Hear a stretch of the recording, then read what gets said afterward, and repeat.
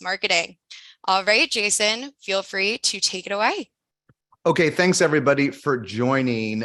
We had a little bit of an extra hole in the schedule today, so they drafted me to join, and I thought, what could I do to help? And this is a classic SaaStr's post I've updated, and actually on my own YouTube channel, we have so much content at SaaStr's that sometimes I put my own stuff on the Jason Lemkin YouTube if you want to watch it. It's got some pretty good stuff, and I did a version of this by myself, talking to myself. 10 things that always work in marketing, but I thought it'd be good to do live and do it together and do it to share some of our learnings, because frankly, I do this literally every week with some founder I've invested in, have partnered with. I literally just did it yesterday with a great SaaS company. I did it with a CEO at 4 million. And these are things that just always work. And this is especially good stuff to talk about now, because I think almost everything on my list costs either nothing or not a lot of money. And we are actually all, as an aside, we are all underspending on marketing today. We're all getting it wrong. Everyone has froze marketing spend, froze this. And look, that's cool for a quarter, 3-4 months. But I did a LinkedIn poll the other day. We'll put it up on SaaStr's, and I asked folks if they thought after their marketing freezes, they had enough pipeline to hit the plan for the rest of the year. And basically everybody said no. I'm great that we froze marketing spend, but I'm not going to have enough pipe. So no matter what, you got to do more marketing in the back half of the year. But I will tell you, it hasn't quite come back yet. We've got about 200 core sponsors just for our SaaStr's event. So we kind of have this little crystal ball because we can see how 200 SaaS leaders are doing. And a lot of them are doing great and are consistent in their spend are up. But folks that got real conservative, they have not yet come back. So you're not alone if you have paused marketing spend, but one way or another, you got to get your team more pipe, more opportunities, more leads in the back half of the year, or they will starve. You cannot cut your way to growth. It's an old expression, but it's like good every year. You cannot cut your way to growth. So what I want to do is talk about 10 things that always work. And almost all of you have thought about these things, done some of these things. They may seem basic, but I don't think you've done enough. So what I want to do is go through these 10 things, talk about it. At each one, we'll try and experiment. Let's open it up to a couple of stories or questions after each one so we can collaborate a bit. And then just think about doing one of these things better, or just starting it, and you will get more leads. Okay, so the first one, again, this is super basic, but I am guessing if we were at SaaStr's Live, I would ask people to raise your hands, and the question would be, hold on, how many of you are doing your own customer conference? And we would look around the room, and I think we'd see like 10% of you really raise your hand really high, and like a few of you sort of raise your hand because you sort of do a customer conference, but you don't really do it, okay? It doesn't have to be huge. I just saw on Twitter today that Stripe just announced they're doing their first in-person customer conference since 2019. You don't have to do it the way Stripe did, and we'll talk about it. Just start, and let me tell you why a customer conference is magical, even if it's like 30 people together for 3 hours in a hotel room. It's because when you get customers and prospects together, they sell each other. Okay, now look, if they don't like your product, they don't sell each other. But the beauty is, if they don't like your product, they won't come. Here's the magic of the customer conference. Only 2 types of folks come: folks that are interested in your product, prospects and potential customers, and customers that either love you, or even if they don't love you, you're very important to them. They won't come to your customer conference, especially if they have to travel, if you're not one of the most important apps that they use. And they cannot help themselves. They will get in a room and they will sell each other. The customers will sell the prospects. They'll tell you why they chose your product, why it's great. The prospects will listen. The prospects will get more excited. They will move through the funnel faster. They can interact with you and your team in a way that is less stressful. And there's lots of ancillary benefits, like you'll generate great content if you have a few sessions and record it. There's so many benefits. And I say this to folks and they're like, oh, this is so complicated, or I don't have a head of marketing, I don't have a head of field or whatever. No, you could do it yourself. Literally, if you have 100 customers and you can get even 10 or 15 of them together, and you have any prospects in your pipeline, 15 and 15 is enough. Even on our little SaaStr's team last night, we had a little sort of customer, it wasn't a conference, but it was a meetup, and we had like 50 folks come, all talk to each other, sponsors and partners and stuff. It just always works. So do this, get them together, rent a hotel room for an afternoon. Amelia, you've done a lot of events. What does it cost to rent the smallest ballroom at like a Marriott for 3 hours? What's it going to cost me? Oh man, less than $5,000, I would say. Okay, less than $5,000. So you could probably find a place for $2,000 if you're really, really cheap, right?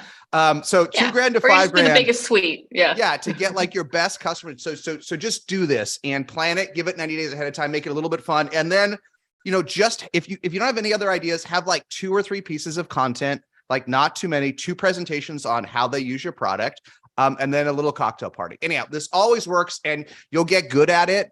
And then each year you build on it, and it's just magical. So I can go to the next one because the next one I really want to chat about. But anyone have any story to add about how they did this early and how it helped them? If anyone's got one, raise your hand, and someone will add you to the conversation. Does anyone have one? I can't quite see anything in full screen mode here. Chantel said she did this with Maestro, and it was fantastic. Maestro. Fantastic. Apologies. Fantastic, right? Yeah, Chantel, even if you're on the chat, how many folks came to the first one that you did at Maestro back then? Because Chantel was there. Yeah. I'm an investor in Maestro. She was there probably at $1 million in revenue or even earlier. So that's pretty early. Mm-hmm. And how many folks came to the first one? We had 100 people, and we did it at this like pretty divey music venue in Brooklyn. Divey music venue. What did it cost? Yeah. $5,000, like Amelia said? It was probably like $15,000 all in, and we fed people and we had an open bar, but we also got some sponsors. So we had partners sponsor for like a $5,000 price point. It was super cheap. Yeah. Someone, if you're worried about the price and you have any partners in there, someone will split it. Someone will give you a couple grand. Mm-hmm, to access your customer base. It's a good reminder, right? So it was totally worth it, right? Especially with doing sort of slightly larger customers, the ROI was immediate. Is that what you're saying? Yeah, basically. And we had prospects in the pipeline who, attended and closed shortly thereafter that were our biggest customers at the time. It's just a really nice, super personal touch point. Super personal touch point. Yeah. And that reminds me, we could spend a whole session on this. It's also for folks, if you can get any prospects to come that you've only talked to on the phone and you have not been able to visit in person, or someone on the sales team, it's just another way to talk to people in person at sort of a mid-sized scale, right? That's always worth it. So you want to visit every customer in person that you can. You want to go hit up your biggest prospects. But the reality is we don't do enough of this in 2023. We don't get on enough planes.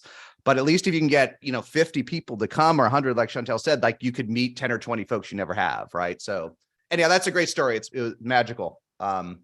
Okay, next one. And I bet Chantel could do this whole one with me, because I'm sure she would agree with this one too.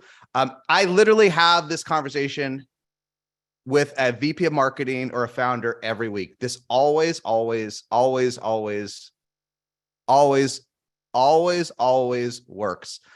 Even for our own team, SaaStr's, we finally restarted this a couple months ago, and it works. What is it? Okay. Trust me, a weekly webinar. And I want to talk about why it works, and I want to talk about how to do it.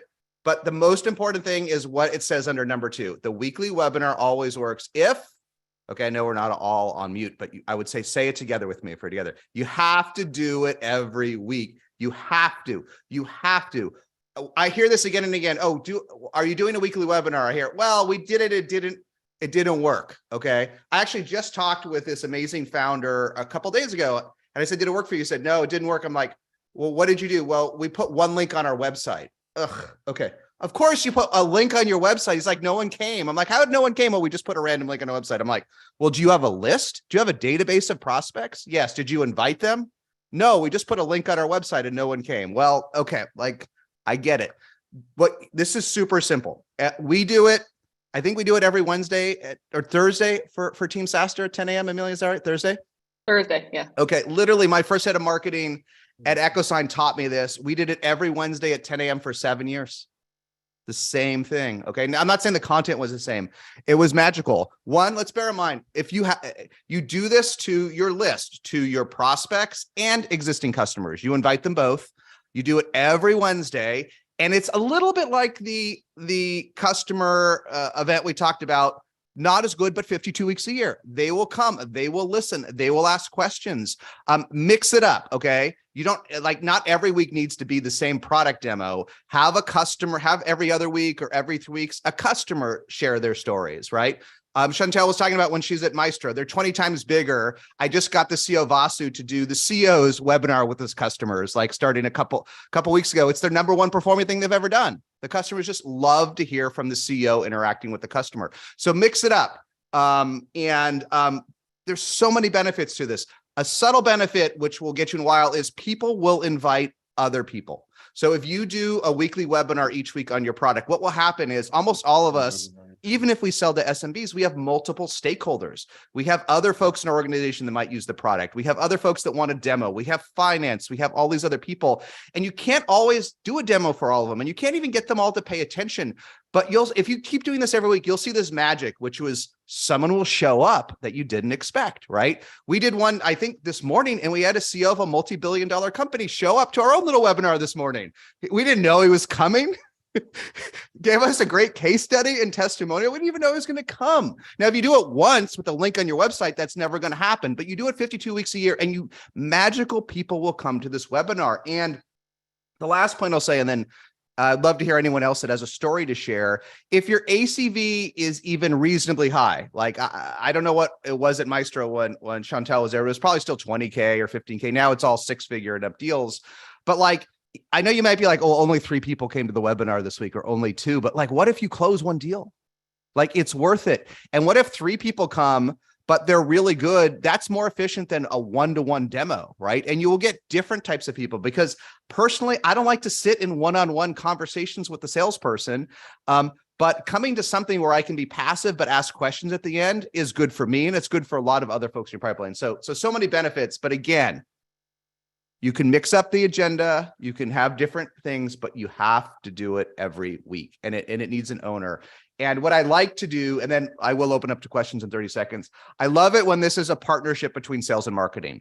When, for example, marketing usually has to own this because sales has too much ADD, like they can't really own this themselves, but you get a commitment out of your sales team that they will join every week. You can rotate the reps. It gets them in front of them. It gets them learning how to hear new questions and new objections and do the demo. So it's good for the whole team. But I like sales and marketing committing that every week they will do it as a team. And then if marketing can't do it or is an out, usually a couple of your sales folks get pretty good at this, and they can just do it on their own. So anyone have a good story to share of their own weekly webinar that's worked for them?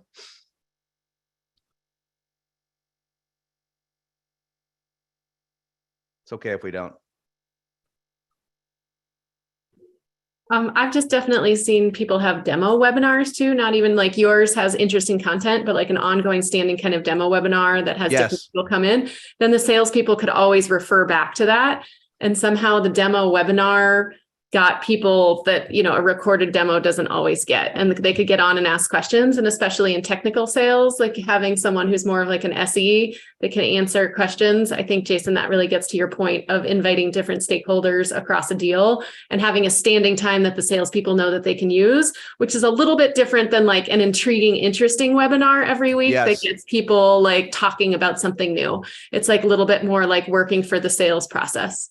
Yeah, that's an important nuance I should have brought up. I think this works best until your brand is huge. If no matter what the content is, every week you have a standing live demo, right? And you get it succinct. It shouldn't be an hour, right? Or you'll fatigue your base. But if you can get a demo into 10, whatever the content is, if you can get a demo as part of that, as Carly said, it's great because your sales team will start to use it as an asset. They will start inviting folks and their prospects. Hey, I'm happy to do one, but if you want, we have this weekly demo each week. It's Wednesday at 10 a.m. Invite everyone there, and it will start to build momentum upon itself, right? And yeah, for sure, however you do it, worst case, you can do a demo every week and nothing else. And if no one shows up, you just end it after 5 minutes. It's okay. Or I like, until you're big, I do like starting with a demo, and making it concise and then coming into another piece of content, right? Unless you have an amazing speaker. But yeah, it's good. It is a really good point. If you do this randomly and nobody knows, the sales team will not invite their prospects, right? Because they don't know what's going to happen. But if literally the sales team knows every Wednesday at 10 a.m., I can tell my prospects and existing customers that this exists, they will start using it as an asset every week. It's a great reminder. Which, speaking of the length of time and Yes. stopping at 5 minutes, what is the length of time the webinar should be? We're getting some questions in the chat of what is the ideal webinar length, as well as some content topics outside of demos. Yeah, I think that what I mean, you will learn the answer. I think what I have learned over the years, and even learned for SaaStr's, is you want the scripted content to be as succinct as possible, but add value, but then add in as much time as you can do for Q&A afterwards. There's if you have good people come, you will fill your time. So I would always book an hour. I would try to have, no more than 15 to 20 minutes of scripted content, maybe a 10-minute demo, and then 10 minutes of something else, 10 minutes of a project roadmap, 10 minutes of features that are coming soon, 10 minutes of a quick customer case study, which might take longer, 10 and 10. Forget about as a founder, we know from like thousands of sessions at SaaStr's, people don't want much more than 20 minutes of scripted content, but they love interaction and Q&A, right? Your customers will and others. So I would try to get it pithy, get it tight, add value, and then literally save 30 or 40 minutes. Don't end it. A small unforced error I see is when people end their webinar after 30 minutes or 45 minutes. If you have good attendees, no one wants that. Everyone wants it to go. And those questions are magical because they inform the rest of your base and the folks, and they'll keep selling you to the other prospects and customers if you let them keep going, even if it's just a few. So that's my advice. Keep the structured content to 15 to 20, but but whatever you call it, let the questions go on for a full 60 minutes. All right, we can come back to some of this. Okay, the third one, this one's so basic. It's so basic, and yet I see such poor execution. Okay. Everyone's on LinkedIn talking about how after 6 months of being an SDR, they figured out sales. Everyone's sharing their amazing strategies for whatever type of everything across social media. Everyone's obsessing about how many Substack subscribers they have. Forget all that. Everyone's doing this wrong in B2B. Okay. There's one thing, if you have an amazing content marketing, content engine team, and it's working like a Notion or a GitLab or HubSpot, and you're getting millions of visitors a month and tons of leads from it, then don't listen to me, right? You have an engine. But I actually think everyone does a terrible job with content. And it's really simple. SEO changes, but you don't have to be an SEO expert. This is the magical thing to do to get a small but always growing amount of high quality leads, which is write 2 amazing pieces of content a month. Not 2 things that look like ChatGPT, not 2 things your competitor could write, not 2 things that looks like you got off from an Upworker. And look, we use Upworkers ourselves a little bit from here and there. But that is not an enduring piece of content that will find Google. I can give you a million examples, but not to over-index on SaaStr's. But SaaStr's, this blog launched in 2012, and we wrote some of the best content in that time on how to hire a VP of sales. Okay, how to hire a VP of sales. Now, a lot of people could write that content better today than when we wrote it, but it was fairly unique. But 11 years later, it's like 20% of our traffic. We have 8,000 to 10,000 pieces of content, but a few iconic pieces per month. If you Google on SaaStr's on content marketing always works, but you got to do it right. You'll see a couple case studies. But one of my favorite from that is a company called Revenue Cat I invested in, which is an API for mobile subscription management, pretty niche. And they're at tens of millions of revenue now. But in the beginning, I invested when they were doing $300 a month in revenue, $300 a month. But the founders really knew how to manage mobile subscriptions. And they wrote this piece, and it's linked on SaaStr's. And the piece was not why Revenue Cat is so great or blah, blah, blah, blah, blah, or ROI. It was actually how to implement mobile subscriptions. Okay. It was a hard problem. It doesn't seem that hard, but it turns out if you buy a mobile SaaS app, Apple and Google they don't allow you to manage your subscriptions over the lifetime of your customer. Okay. So they wrote actually how to do it technically, how to do it at a business level, what the pros and cons are and how it works. And it was great. And over the years, everyone still reads this article.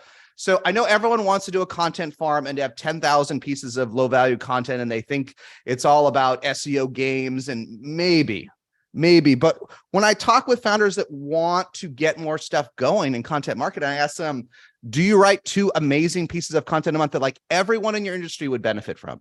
And the answer almost always is no. No, I have a junior marketing manager and he writes some stuff. Have you even read it? No. Is it great? No. Does it add value to the industry? No. Slow it down.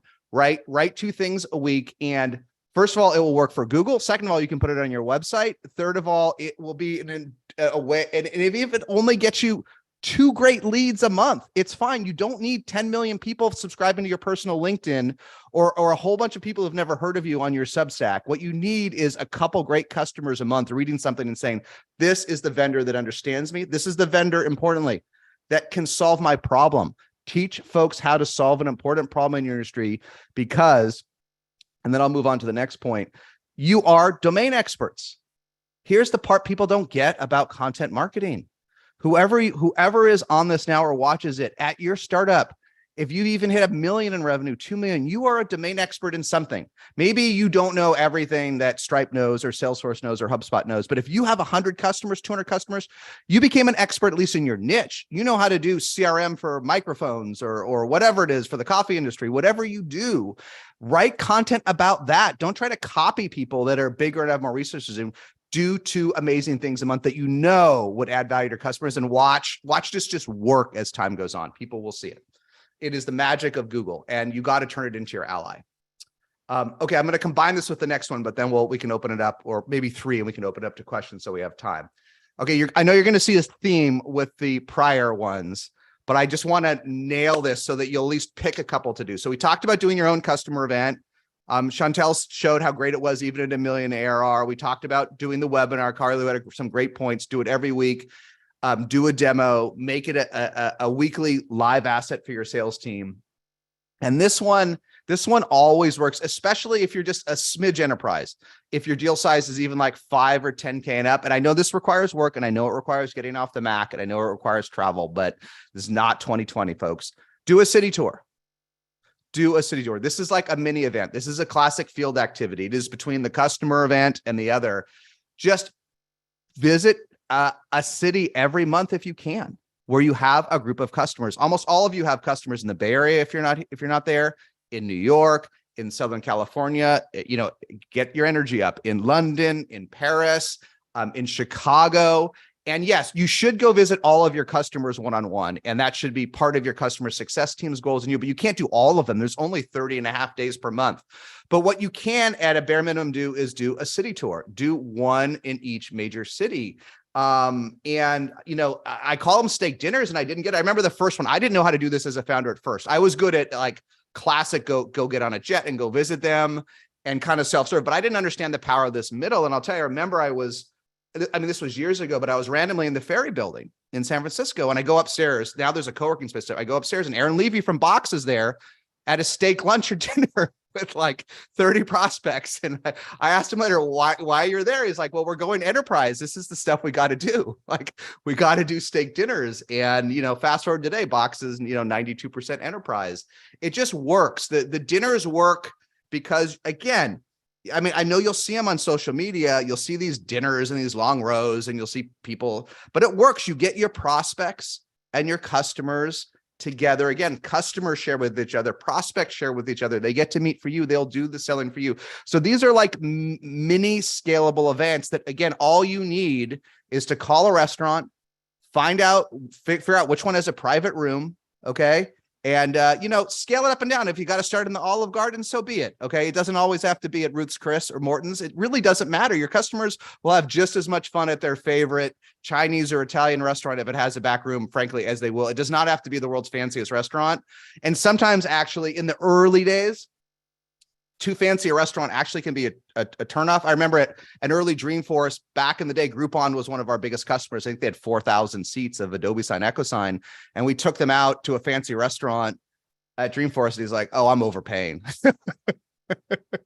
No, it was said as a joke, but those jokes always have a hint of truth to them. So maybe the Olive Garden is not your worst idea. But listen, you can do this. This always works. I don't care if you don't have a marketer. I don't care if you don't have a team. I don't care if you don't know how to book a ballroom at the Marriott for your customer event, or don't have. You can do this. You can call a restaurant, book a room, and get your folks together and sit them down to eat. It always works.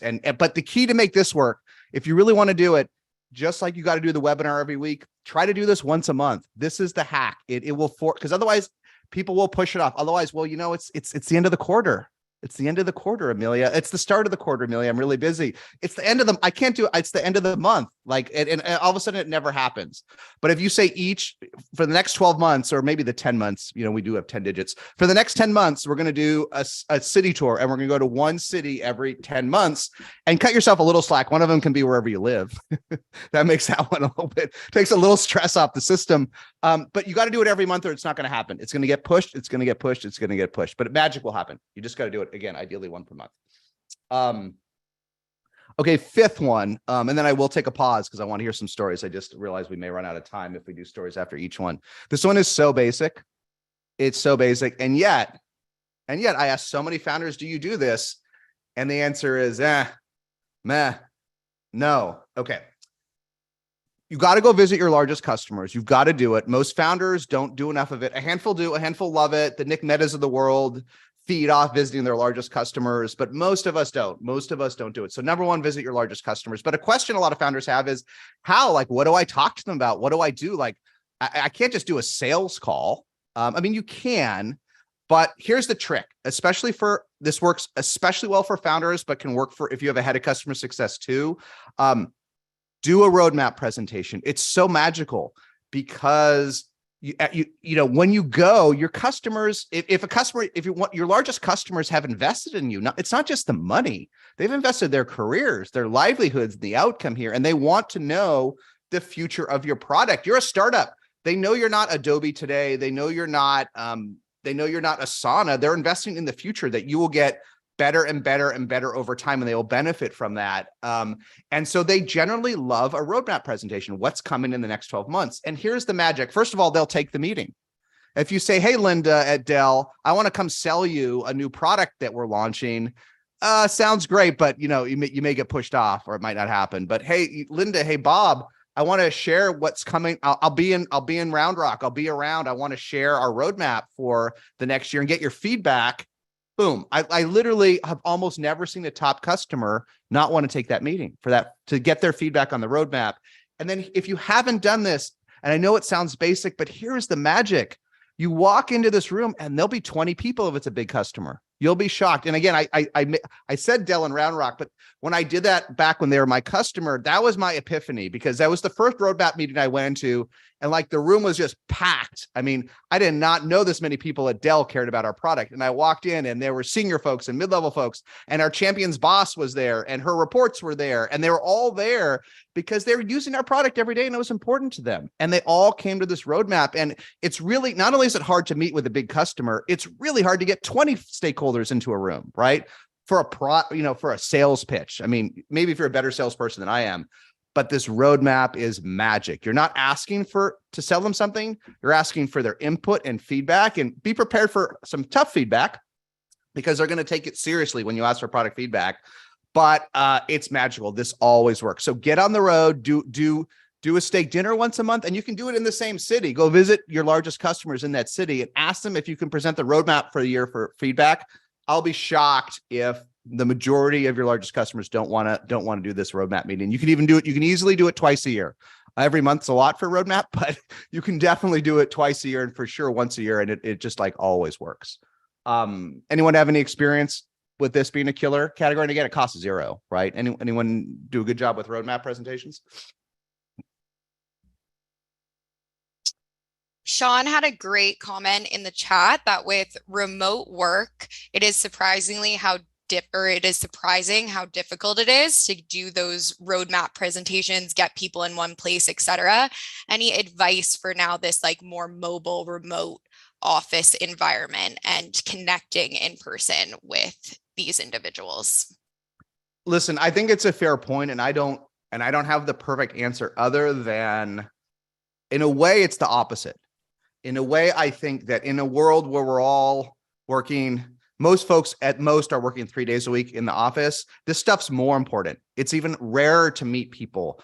And so fine, like if only 15 people are going to show up and the rest are on Zoom and it would have been 30 or 40, or even if it's 5 or 6, it's still worth it, right? You still try. And if no one can come, well, then, okay, move on to the next customer. And I think also bear in mind, the further you get out of startups, the less and less true this is, right? Even the big tech companies, they're all forcing everybody back 3 days a week. So you might have to do it on a Wednesday and not a Monday and Friday.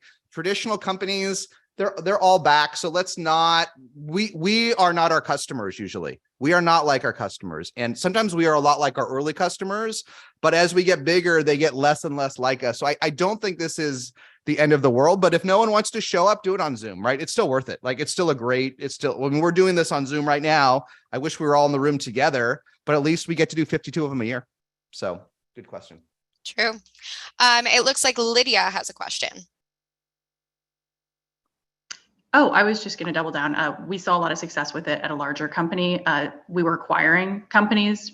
And so before we finalized any of the integration strategy, we would always get feedback, do the roadmap, especially doubling down on conferences. Hey, we'd like to invite you to a dinner to get feedback on this. Super great to tee up cross-sell early. Yeah, feedback, right? People, if as long as it's authentic, they love it, right? That's the learning, right? Yeah. The one thing I will say just for founders, and then we'll go on to the next point. Here's something that has, I don't know if the in-person remote thing has changed it. I actually think this has made this an even better strategy, right? As we're split across the world. I know this sounds obvious, but especially for executives and founders on this, if you ask for the feedback, you got to take the feedback. And I can't tell you how many, now this is not the same as a roadmap presentation. I can't tell you how many CS presentations Team SaaStr's has been on where I show up, okay? The CEO, oh, SaaStr's such a, I mean, we are, we have a lot of scale, but we're only 9 people. We're not the big deal, but I come and there's some CS person and she asked for my feedback. And I always caution, I always say, you sure you want it? It's like I said, it's going to be direct, right? I was like, sure. Because if you don't want my feedback, I don't want to waste your time. And they're like, yeah, I want your feedback. I'm like, well, this doesn't work. And this is broken in your product. And this cost us $50,000 and this and this. And not only do I never get the right recognition. I never get the feedback. I never get the commitment. And you can't, it's not that I'm expecting that all 10 of my complaints you'll do something on, but I'm expecting some sort of response or follow-up or something. So if you do the roadmap, do it for your big customers and realize it may actually not change your roadmap at all, but you have to at least take some of that feedback and show them give them a sense it's being impacted, give them a sense they're being heard. And if you push this too far down your org, or if you have folks show up that are not empowered at all for your roadmap presentation, I don't work, right? And so back in the day, we rotated this between my head of product, who had power to impact the roadmap, me and my head of customer success. They were all empowered to some extent, my head of sales, but he was closing. But if you push this too far down the org chart, and you only have people that want positive feedback, it may frustrate your customers. Okay, 6, this sounds so basic. Okay, it sounds so basic, but I'm going to say it anyway because I don't see enough folks doing it for real. Outbound. Okay. So I know this sounds basic but I want to slow it down for a minute. In 2023, highly personalized outbound to the right buyers always generates conversations. It always works. Not to read this, but mediocre outbound and trite cadences often get you narrow. So what do I mean here? Let me slow it down in terms of things that always work. I talk to a lot of founders that tell me outbound doesn't work for them. Okay. And here's my one challenge to that. If that's you or hear it, if outbound doesn't work for you, you didn't do it right. You simply did not do it right. Take your top 10 biggest customers, top 10 most engaged customers, top 10 customers getting the most value, truly getting the most value from you, that love you. Find 30 other prospects exactly like them. Like every customer has a clone, right? Every Aetna has a Cigna. They're all clones, and literally figure out who is the buyer, which is going to take time, and write them the most personalized email, right? Hey, did you know? Hey, dear United Healthcare, Aetna uses us here. Dear Facebook, Google uses us here. Show exactly how they use it, where they get value from you, why they picked you, and why it works. And if you get to the right person, you're probably at least going to get an email back that we don't need it. And you should get a double-digit connect rate. You should get more than 10% of folks responding to incredibly personalized outbound to the right buyers, to folks that are clones of your happy customers. You should get it. You may not. Now, there are these numbers folks throw out. 10% of customers are in market at any given time, 15%, 5%. Sure, they're not all going to buy, but goodness gracious, I've never seen highly targeted outbound to customers just like the customers you have not worked. I've never not seen it get 10% or more of folks on the phone when it's done right. But when you hire some outsourced firm or agency to like dump a lot of cloned content and destroy your list with 50,000 emails an hour, I mean, I know that works once in a while, but I don't see it work for a lot of startups. I don't see trite cadences and half-hearted outbound with no research work. So prove it yourself. If you think outbound doesn't work, I'm going to argue it's because you haven't tried hard enough. You haven't slowed it down, done the research, done your homework, and found, instead of trying to target 3,000 folks randomly who already buy another product, you haven't slowed it down and found the 30 or 300 or even 3 that could truly benefit from your customer, and that you literally are just like your existing customer. You already have a case study. You already have a proof point. You already have the ROI. It's not a game. And you know yourself when you get inbound pitches or outbound pitches, they're all terrible. No one does this. No one does the work. And when someone does the work, it's just amazing. And I want feel if anyone's got a couple great stories about how this works, but I can just tell you, when I started my startups, I didn't even know how to do outbound, but this always worked. I mean, my very first startup, I got a $6 million a year customer by literally telling a story to the head of product of why their number one competitor used us. I got an email back that day, right? It eventually got bounced up to the CEO and all around because their number one competitor was using our product in a highly differentiated fashion. I got the meeting. It took like 10 months to close the deal eventually, but I literally got the meeting the next day because it mattered. Because, hey, your number one competitor is using our product. It's disruptive in the industry. I think I could really help you. Can I show you why? I'm not trying to like break up with you or ask for a coffee meeting or see if I could pick your brain about the industry. No, this was so targeted. Your top competitor is using us. It's working great. I didn't share anything confidential. Can I tell you why it worked for you? Boom, literally right to the top. A kid who never knew how to do outbound guessed at the email, guessed at the phone number, and within 24 hours, I had this deal going. So ever since then, and then, I love all these tools. I was one of the first investors in SalesLoft. I've invested in Mixmax and so many others, and these tools are great, but we're just misusing them through sheer laziness and lack of management. So I know it's obvious, but I just wanted to say this because I don't think most of you do enough of this. I think you're not doing it the right way, and it always works. So you want to have an epiphany story? Yes, I have an epiphany story. I don't know if I'm allowed to do that. Yeah, share it. Thanks. My name is Mateo Suarez. I'm the CEO of Ibombo, based in Mexico City. Last year, we did almost $1 million in sales. So last year, we did this 100% outbound, 0% marketing. Literally, it was like 100% outbound. So I think it's all about creating like a very, very like structured processes. And we have an investor that only invests in B2B, just like you, Jason. And these guys have created an algorithm that they tell you, if you can demonstrate us that you can get to X amount of meetings in X amount of time with an algorithm we have created, that it's a very powerful algorithm, we invest in you. And actually, I see.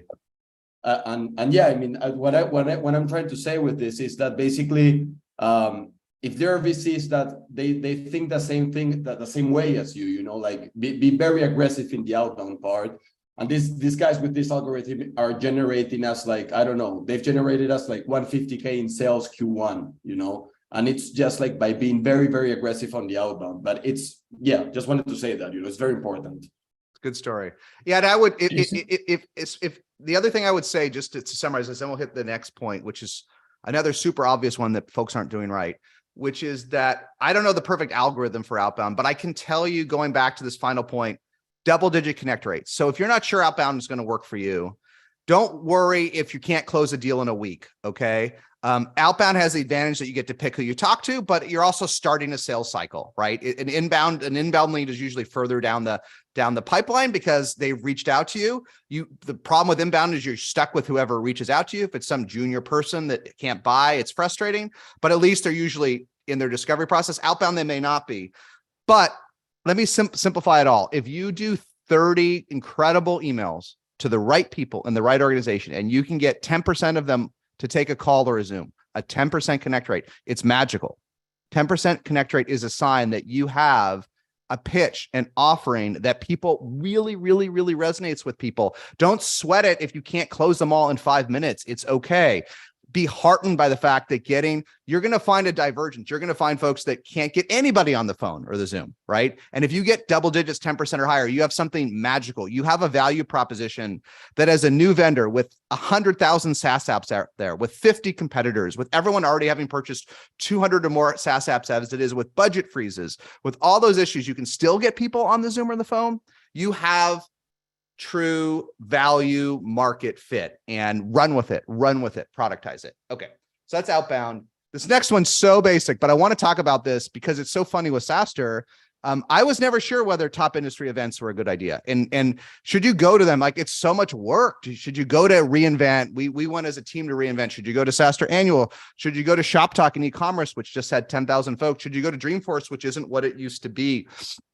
And, let me just slow this down for a minute so you can just reflect on some obvious learnings, but people miss.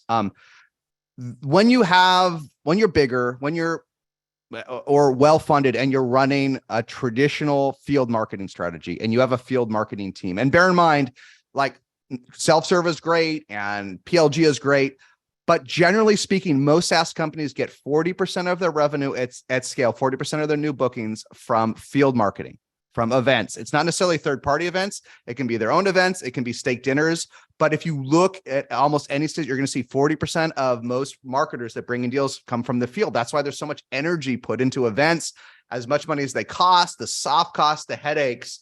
And so just bear in mind, I put it down here, 40% eventually you're going to get from that if you're not there today. So there's a gap. Like, you can say, oh, hooray, we spend nothing on marketing. We do nothing in marketing.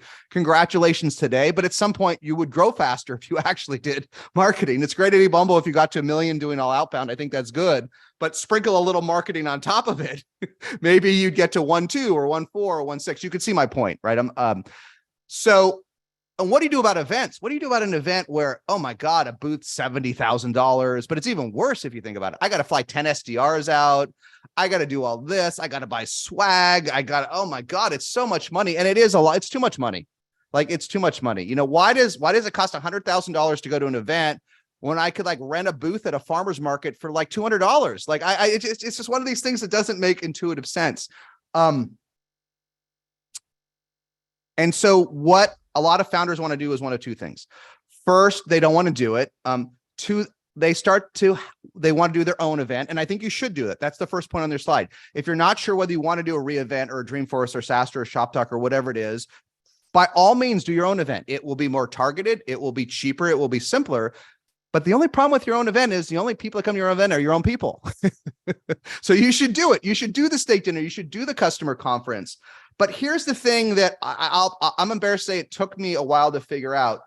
You should do the biggest industry events in your industry. And you guys know this. Folks know this because the buyers come and the customers come and the prospects come. They don't generally come to the 4th tier event in the industry, but they do. Not every year. Sometimes they'll come every 2 years. Sometimes they'll come over time.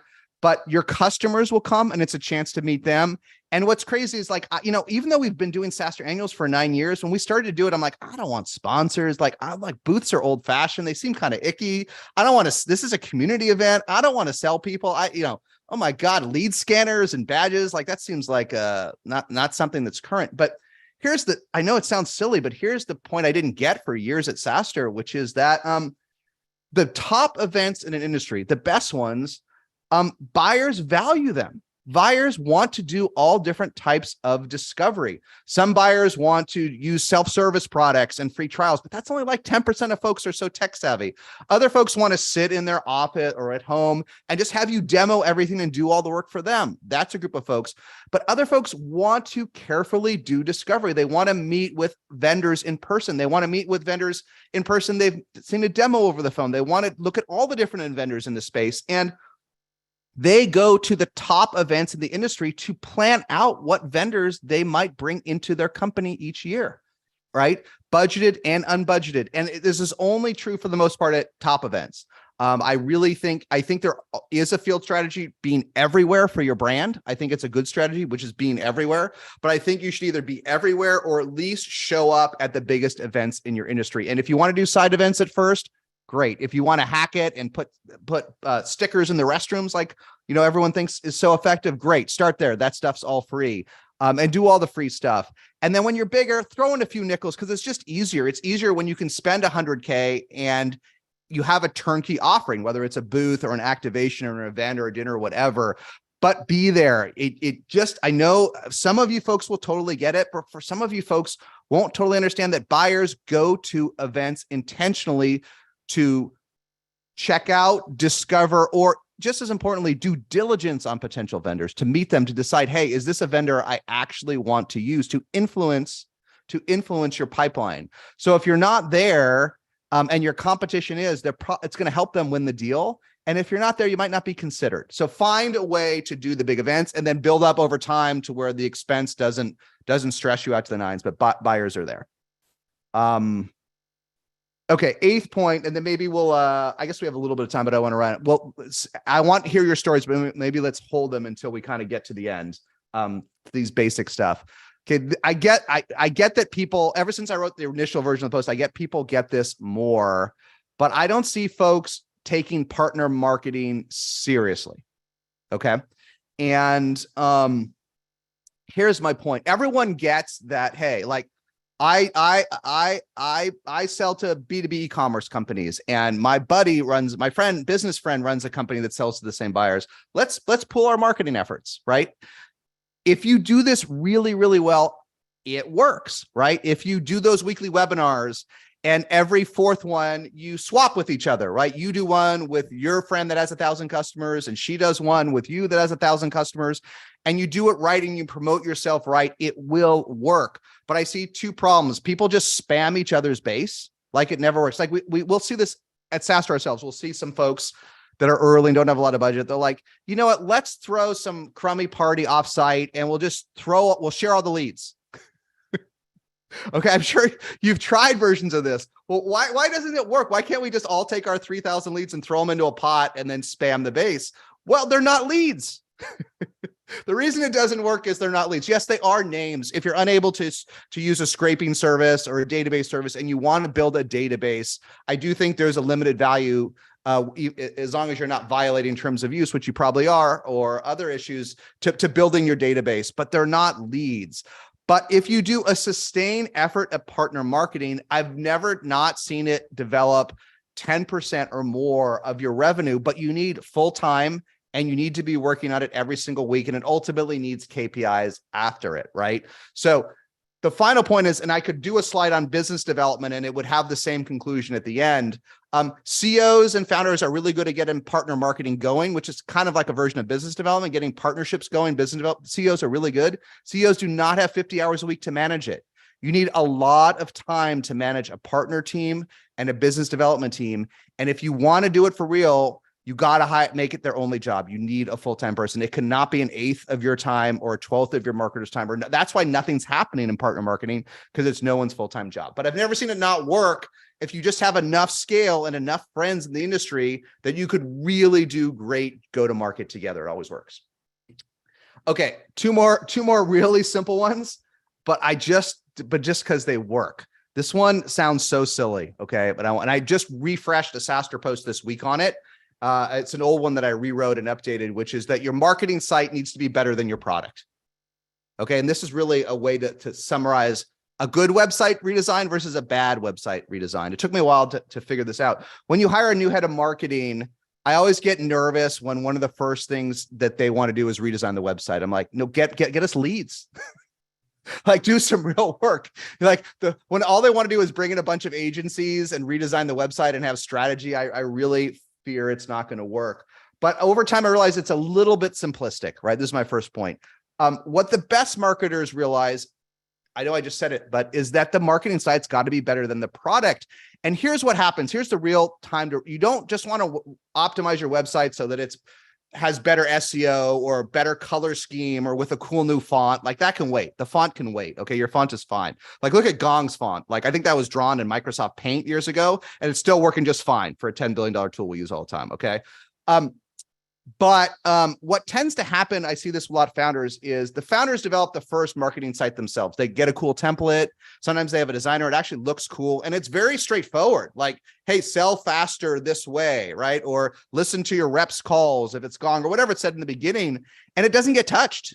It doesn't get touched enough, and it gets dated. And a year goes by, 18 years go by. You have all these workflows. You have all these integrations. You have case studies. You have customers that love you. And the website looks like it's 18 months ago.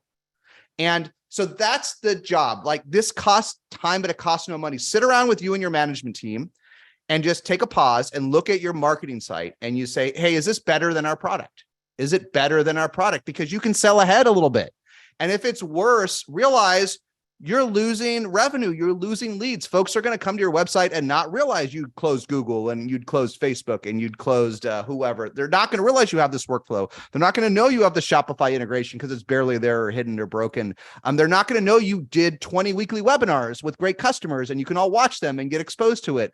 And I see this divergence from founders that get that they have a really slick marketing site in the beginning, and then so think about, is it better than your product? If not, go fix it. Go fix it like this month.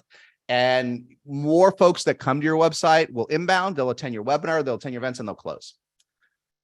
Okay, this last one, and I only bring this one up because there's so many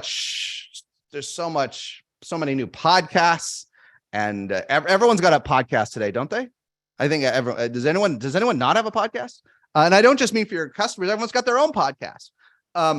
But the reason I bring this up is because I think everyone's doing this wrong. Not everyone, 90% of folks are doing it wrong. Podcast, YouTubes. This is the same thing as the blog post. The best ones are magical. And here's what people miss on LinkedIn when they're self-congratulating themselves on the 7,000th podcast to interview the exact same sales influencer. Like, it's always the same 12 guys, isn't it? They're almost all dudes. And it's like they're all interviewing these same folks again and again and again. No, you don't want 2,000 people listening to your podcast that will never buy your product. You want 20 amazing prospects or customers falling in love with that podcast and video. And maybe it will never get you in the top 0.5% like the SaaStr's podcast or whatever on Spotify. It doesn't matter. Build this amazing content just for your prospects and customers and push it out to your list and put it on your website and distribute however you can. But I see way too many marketers and other folks wasting times on doing a cloned, boring podcast or video to be a thought leader. Don't do that. Don't do that. Do something that adds incredible content. If you're going to do it for real, you got to do this once a week, just like the webinar, just like the other thing. Do one podcast a week that adds incredible value to your industry, and you can hybridize with YouTube and magical things happen. But everything else is just burning time and effort, and you'll get no leads. So those are kind of my 10 things that sound basic, but if you do them for real, they always work and they mostly cost nothing. And I guess we have a few minutes to open it up to questions or other stories. Great. Okay. Keep the questions coming in the chat. A few questions, they're going to jump around from all 10 tips, just so you know, Jason. We have a question from Ingrid Woodley, if you would like to unmute and ask. Hi, yeah, I would love to. Jason, I love the presentation. Thank you for this. So my question was, we were talking about doing weekly demos. If you do demos every week, are you locked into that? And if you want to discuss different topics, should they be at different times, or are you okay to just? Look, you can do what you want, but I can tell you everyone that doesn't do it at the exact time every week falls off the wagon. They all fall off the wagon. Wednesday, 10 o'clock. Wednesday, 10 o'clock, or Thursday, 10 o'clock every week. Don't change it. Don't move it because someone's on vacation. Have someone else do it, hook or by crook. It happens every week. I should have brought in, I'm going to update the blog post with Carlu's point. I do think that you should do a demo in almost all of them because people are going to want to come for the demo. If you only do a demo sometimes, then the sales team's confused whether they should refer folks to it. But you can just be yourself. Just here's my hack. Have a new title each week and still do a demo. So force yourself to come up with a little bit. You don't have to do 52 weeks out, but map out 4 or 6 of them and just have a different title, right? You know, how to do whatever in the construction industry, how to do this, and just make them a little bit different each week, but still do a succinct, the key is succinct demo, right? And one of them every 4 weeks can be like a super deep dive demo, if that's the title, right? Going really deep, like maybe the title is really deep on our product, an hour of endless minutia on our 400 integrations. So be it, because at least, but the key is it's a novel piece of content, right? Map it out so that it's different. And watch what your open rate is when you send these emails. I bet the open rate's going to be pretty high, right? Amelia, do you know what the open rate is on ours for the one we do? For Workshop Wednesday or for our No, for a sponsor one. I bet it's close to 40%, right? Yeah, 40 to 50, depending on the week, right? 40 to 50, right? So map it out, have them different. And it's cool if they decide not to come to this one. You're not spamming them. As long as each one seems to add different value, they'll read it. They'll enjoy it. You're not sending them 52 emails a week. One, they'll open it and they'll just decide which one that they want to go to. So anyhow, that's my hack. Have a different title for each one, but going to Carlos, don't forget the demo. I'm going to go update the blog post. Thank you for that one. Because I think that's a bridge too far the sales team won't get the full benefit if there's not a demo. Thank you. Great. Our next question is on Outbound, and it is from Joel. Hi, Jason. Huge fan of SaaStr's. Right now, we're completely outbound motion. How do I know as a founder if I'm doing mediocre outbound or amazing outbound, other than that open rate or that interaction rate being double digits? Is there any other things that essentially are good rules of? Well, first of all, I'm going to give you some answers that are not perfect, but before we get there, how good a job do you think you're doing? I think we're doing okay. We're right now it's a team of 2. It's me and 1 SDR, and we're that's good, but they have you. You're helping the SDR. So we've got this founder-led outbound superpower thing going, right? And you're getting any customers from. Let's step back. So it's just 2 of you. Are you getting any customers from outbound? You said 90% of our customers are outbound. Okay, well then it's working. Yeah, almost. So why do you only have 1?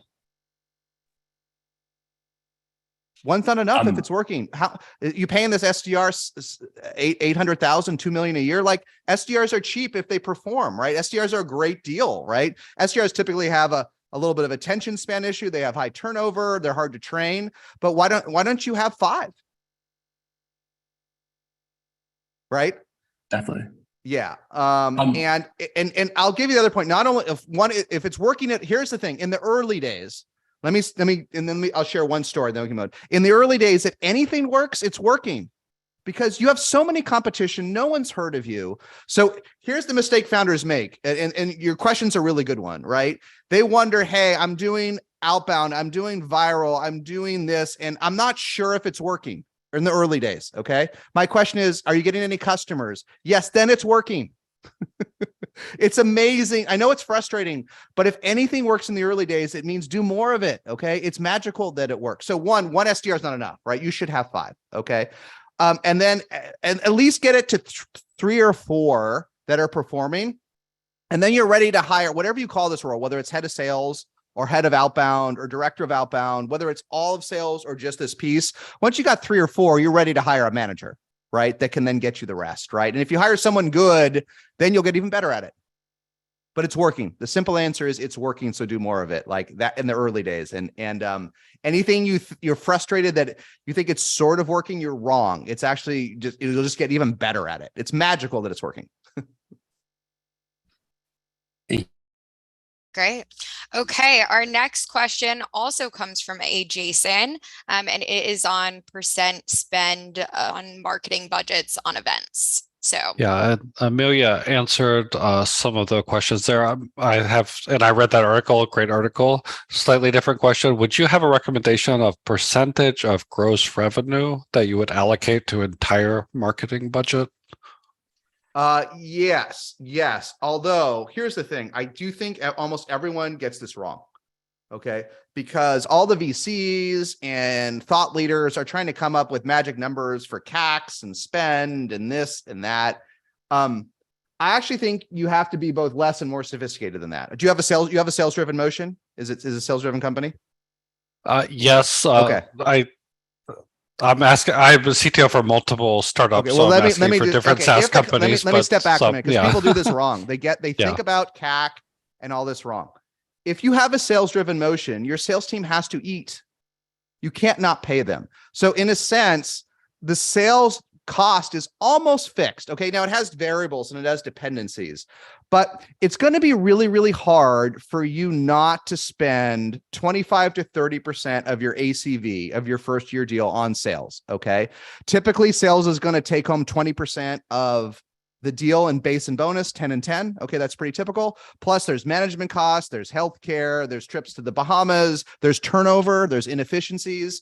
So you're lucky to get away with 30 to 35% of the first year ACV spent on sales. Yeah, if you've built an engine, you can get it down a bit. If you're inefficient, it'll go up. But my point is, there's some number there you got to calmly sit down, and it's kind of a rock. Like if you want to sell, sales team has to eat, right? And the best salespeople have to eat a lot. Like they deserve to go to the Four Seasons. So before you figure out your marketing budget, figure out what your rock is in sales, then figure out what you have left, spend all the rest in marketing. Okay. Because then you'll have a budget left. You'll be like, look, out of that dollar, forget about CAC. And there's so many founders who'll be like, hey, I have a 57-year lifetime value for my customer, so I can spend 18 years acquiring a customer. You'll burn up all your cash, right? So figure out what's left for cash, and then spend it the best you can. And then when you have a head of marketing, give her or him a marketing budget, and within reason, trust them to spend that much money the best they can, right? Their job is, hey, you're going to get let's come up with some rough numbers. Let's say we want to go from 3 to 6 this year. Okay. So add 3 million in bookings. Okay. So listen, I want to add 3 million in bookings. I'm going to have to spend $1 million a year on my sales team. Okay. And then figure out what you're going to have left. If you're in lean mode, it might be $1 million to marketing, right? And then $1 million for everything else. It depends. And so marketing, hey, here's $1 million. I'm giving you a tough job. I want you to double leads this year because sales is going to double, and you got $1 million to do it. Go for it. and that's how it is. And this CAC stuff, you got to get it right. But if you do it wrong, you'll congratulate yourself on your CAC as you go bankrupt. Thank you. Another question related to events. On those small dinners, what is the right balance between professional talk and personal talk? Any advice on that, Jason? Well, I founded SaaStr's because I'm terrible at this and I only wanted to do professional talk. So I figured if I founded SaaStr's, I could just talk about SaaS all the time, like, at dinner and at work and after work and at events. So I'm the wrong one to ask. I don't know. I think just listen, just be yourself, right? Let me answer the question differently. I think what we've learned, we've done big events, we've done small events, we've done things. What we've learned is when we have smaller events, too much structure is too much. Okay. So I think, like, for example, like we did this Miami meetup, I guess, when did we do it, Amelia? Last year? It was amazing. Okay. We had the CEO of SalesLoft, the CEO of Brex, the VP of Demand Gen for Snowflake. I mean, for Miami, this is like the greatest lineup in the history of mankind. And I did an AMA. It was twice as much content as we needed, right? So I think however you do it, you need like one piece of professional, whatever, whether it's content or whatever, and then just let people interact with each other the rest of the time. One is enough. Don't do too much content and too much structure. One is the answer for a small event, I think. We have a question from Mateo on the right time to hire a marketing team. You want me to just answer it, or is there a specific No, sorry. Thank you. It's just like a brief question, like, when do you know it's the right time, like, I mean, when you do a Series A, when you have like, I don't know, $1 million in the bank and you're making $1 million in sales, what's the right time, because we haven't spent nothing 100%. Well, let's imagine you you're at just 200K a year in revenue, not even $1 million, you're 200K a year, right? And let's imagine you hire a marketer now and you get, over the course of the next 12 months, instead of going from 200 to 800, you go to 200 to 1 million because they bring in just 20% more deals. Was it worth it at 200K? I would say so, yeah. Yes, that's the answer. The answer is, and founders are actually getting worse and worse of this as time goes on. In the early days of SaaStr's, like literally like first 50 pieces of content 10 years ago, I wrote a piece and I've updated over the years. I hired my first head of marketing at 20K MRR. It wasn't a moment too early, right? I wrote that.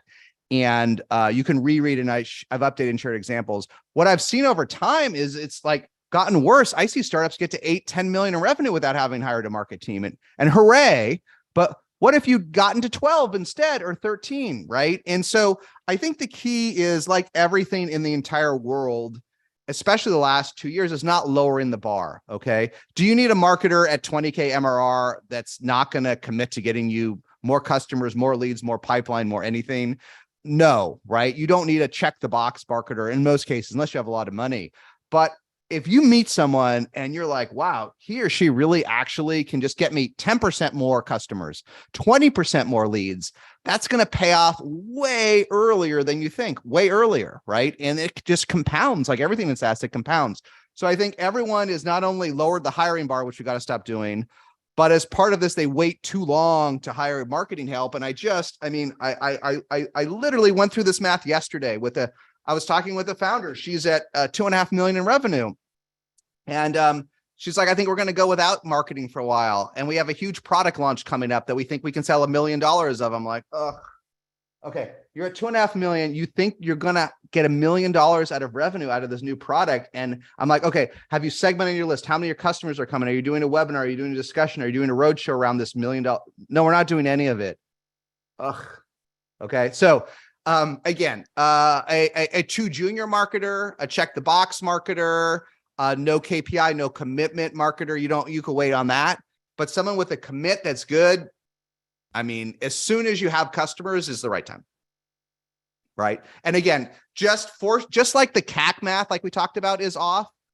If you hire a marketer early, or if you're nervous, just find someone you love, don't settle, and then have some honest discussion about how can this person just pay for themselves. It's like your first sales rep. You don't need your first sales rep to bring in 5 times their comp. It'd be great if your first sales rep when they start could just cover their costs, wouldn't it? That would be magical if they could just cover their costs when they start. Same with the marketer. Like if I'm going to pay you 150K US, whatever, how can you bring in more than that from what we have today first year? That's a win because it will compound. So take a lot of these things, you've got to like think of them in a creative fashion, and it will de-stress sales. It will de-stress marketing if you do things that are accretive. Don't worry about how much they cost. More worry about having 80% or higher confidence it will cover its cost, because if that customer lasts 10 years, it's magical, right? Thanks, Jason. Great advice. Sure. Great. I think we have time for one more question, Jason. Does that sound good? Sounds great. All right. Mike, do you want to ask your question out loud? Sure. I have a lot of experience in sales and in product, and not a lot of experience in marketing. Yes. So like in that same example that you gave, I should say, in being responsible for marketing myself, I don't have a lot of experience there. In that last example that you gave, you're 20K in MRR, you have enough capital for a few years of runway. How long would you give that marketer that you hire early to know what, till you have a sense if they're going to be a good fit or not? 60 days max. For all what's an example of any hire 60 days. What's an example of what might happen 50 days on from a hire that would when I hired my first head of marketing, Loretta Jones, the next week we did the weekly webinar. And by the 4th week, we had 10, 15 people coming. And she'd already worked with my sales rep, and they'd improved the collateral that we were giving to reps. And she'd set up Marketo. Like, was that perfect? I mean, probably not, right? Could she have done more? Maybe. But look what she already did. Weekly webinar, marketing automation, and improved our sales collateral. Like, okay, did any of those deals close in the first 60 days? Probably not. But it clearly had an influence. This is your job as a CEO or a founder. In many cases, is you got to make, they have to put points on the board fast, but you have to be honest about what those points are, right? And you have to not give them excuses or cut them slack, but you also have to make sure they're the right points, right? Expecting a VP of demand gen where you have 6-month sales cycles to increase closed one in 60 days, impossible, right? Expecting them to move, to bring in some new stuff. And importantly, for marketing, here's the other way. That's not what Loretta did, but other folks move stuff down the pipeline faster. This is what I see all the time. A new marketer will come in and maybe they don't do the weekly webinar or the CEO, but you know what they do? Like all the deals are a mess. And the marketer gets all the stuff mid-pipeline and puts structure and content and engagement so that things move further down the pipeline. And you'll see that happen too with a good demand gen person as well. You got to see something happen quickly. And the last reason is just realize, like, and I've written this a lot in SaaStr's, like, you can't, and this is a mistake, so you can't expect every marketer to be great at everything or even want to do it. There's too much to go into marketing. Not everyone wants to do a podcast. Not everyone wants to do steak dinners. Not everyone wants to do all the things. Like if you fire them because they didn't do all 10 things in their first 60 days, like you're a bad boss, right? What I'd love to see is them pick a couple of these 10 things that they're passionate about personally, okay? And implement them and see results, right? And the final point I'll make related to that, and I've written about this, but not enough people listen to this. When you go to hire a head of marketing, okay, at this point, ask them just to have your conversation, but ask them just like 2 questions, okay? The first one is telling, and the second one is what you're buying, okay, what you're getting. The first one is, okay, Mike, Amelia, Caitlin, Jason, how, given what you know today, how can we get more customers and more leads? Just give them the Columbo open-ended question and see what they say. Most will fail that question. They will either can't answer it or they'll give you a dumb rote answer. Just, okay. And you got to arm them. Okay. Not enough founders do this. I can't tell you how many like calls I do for portfolio investments where I talk to a VP of sales and VP of marketing. And I'm like, okay, so let me just, before we dig in, let me make sure, do you know how many leads, how many customers, how many this we have each month? I have no idea. Who have you talked to? The CEO, the CTO, the VP, you don't even know how many customers or leads. How could you know what to do if you don't even know the physics of the company? So you got to share the physics. Today, we have 37 leads coming in per month. 20 come from organic, 10 come from Shopify, 5 come from this. You got to arm them with all the data and then let them ask all the questions in the world. Don't hide anything. And then, 20 or 30 minutes into the interview, say, how can we do better? But you got to arm them, right? And someone that knows what they're doing, they'll ask enough questions. They will be armed to tell you how to do better. And the answer will be, let me be clear. For sales, it'll be a little bit wrong. For marketing, the answer will be quite wrong because they're not there. But what you want to hear is the right, thoughtful response that seems like it's going to work, okay? So most of them will fail this test already, but you have to arm them with data. And then, if you like somebody, if you think, hey, this person might be above the fold, like they might make the cut, and I've written about this so many times. I think I should write about it every day because people constantly make this mistake. Then ask a marketer, especially, ask them, what are the top things you think we should do first? Okay. And this is a trick question because that's all they'll ever do. Okay. What are the top 3 things? And you'll hear, if you have a true like quant demand gen growth person, they'll be like, I want to immediately get going on demand gen. I want to get going on ABM and I want to get going on segmenting their base and doing email marketing. That's one type of person, right? Another type of person will be like, I think we got to get our event strategy going. And I think we got to do steak dinners. And I think we got to do webinars. Like that's another type of fieldy person.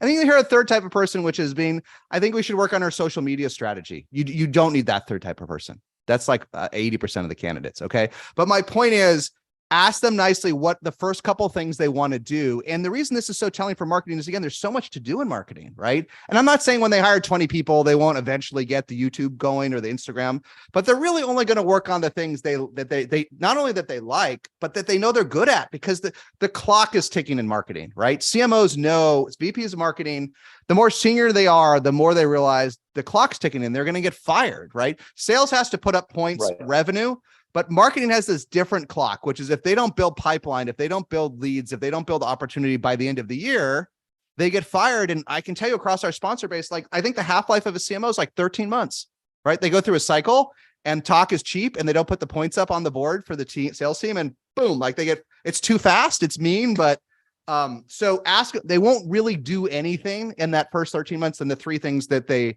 are passionate about and think will work, right? And if those are the wrong things for your business, I don't care how great they are, don't hire them, because they won't do the things you need. So I think we're a little bit over. Is that right? How many other questions do we have? Do we have a lot? I think we are good right now. Okay. We unless anybody has a last question, don't want to cut anyone off. Sounds all good. right. Okay. Yes. Thanks everybody for all the time. Yeah, thank you so much, everyone. The last question I'll answer in the chat is where you can hang out with us. We are coming to London in June and San Mateo in September, speaking of events. So check us out and hang out with us there. Next week, you can also see us with Solanas, Secrets to Scale a Company in Hypergrowth Mode. We will see you then as well. And thank you again, Jason. All right. See everyone in London. Thanks, everybody.